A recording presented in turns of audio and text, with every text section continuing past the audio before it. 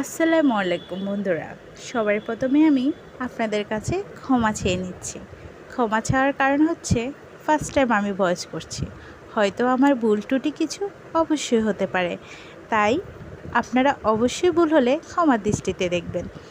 আর সেকেন্ডটা হচ্ছে, আমি কিন্তু খুব একটা ভালো করে কথা বলতে পারি না, মনে আমার অনেকগুলা কথা আসে, কিন্তু আমি সব কিছুকে সুন্দর করে গুছিয়ে বলতে পারি না।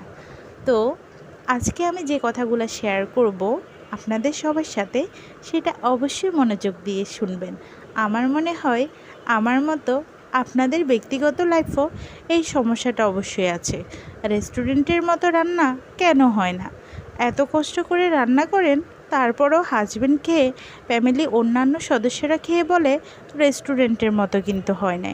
অথচ আপনি যখন রান্না করছেন, ময় মশলা এবং কি সব রকমের জিনিসই কিন্তু রেস্টুরেন্টের মতো আনিয়েছেন, সবটা কিন্তু রেস্টুরেন্টের মতোই ট্রাই করেছেন। খাওয়ার সময় মনেই হয় যে রেস্টুরেন্টের মতো হয় না। তাই আমি বলবো, আমার ঘরোয়া বুদ্ধি এবং পদ্ধতিতে যে কী করে রেস্টুরেন্টের মতো স্বাদ আনা যায়, সেটা নিয়ে আপনাদের সাথে আজকে আলোচনা করব।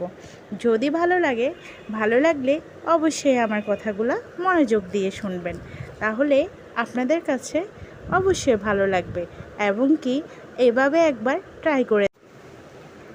ফার্স্ট টাইম আমি তোমাদেরকে বলে দিব, যখন তোমরা রান্না করবা তখন কিন্তু সুন্দর এবং ভালো একটা পাত্রে রান্না করার চেষ্টা করবা। সেকেন্ডটা হচ্ছে, ভালো একটা বাটি, স্টিল বা কাঁচ যেটাতে নেওয়া যায়, একটা ভালো সুন্দর দেখে বাটিতে নেওয়ার চেষ্টা করবা, তাহলে রান্নার সৌন্দর্যটা কিন্তু অনেকটাই ফুটে ওঠে।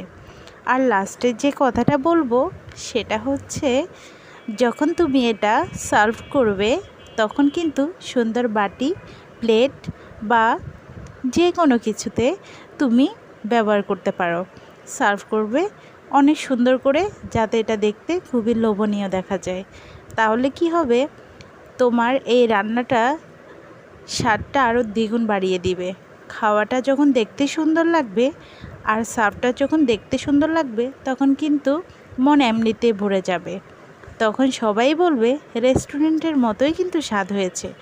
আমরা বেশিরভাগ কী করি, অনেক কষ্ট করে কিন্তু অনেকগুলো রান্না করি, আর সেগুলোকে আমরা কিন্তু সুন্দর করে সার্ভ করি না।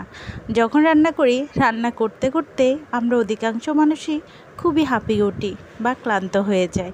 এরপরে আমরা খিদে পেয়ে গেলে তাড়াতাড়ি বসে পড়ি খেতে, কিন্তু আমরা যে এত কষ্ট করে রান্নাটা করেছিলাম সেটাই ভুলে যাই। খাওয়ার সময় যেভাবে সেভাবে প্লেটে নিয়ে খেয়ে ফেলি। কিন্তু আমি বলবো সেটা কখনোই করতে যাবেন না।